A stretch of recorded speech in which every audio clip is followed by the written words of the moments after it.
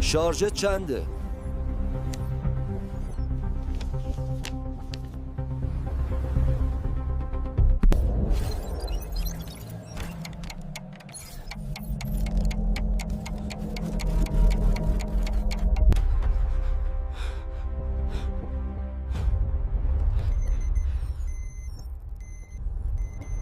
آرش، این سومین باره این هفته. مدیریت باتریت غیر قابل قبوله. متاسفم آقای کریمی.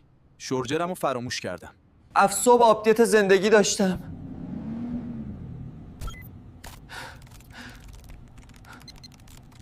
اینا بهاده است.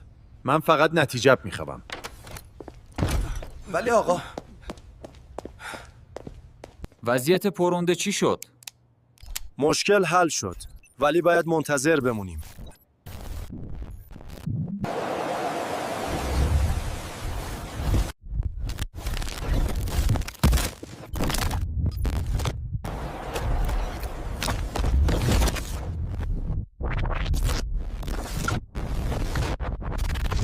بله؟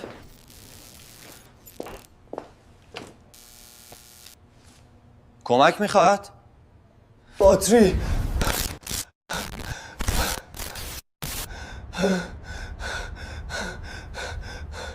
نه مهم نیست. به جای نگرانی برای شارژ، شاید بهتره از لحظه استفاده کنیم. تا باتریمون تموم نشده. دکمه سابسکرایب رو بزنیم.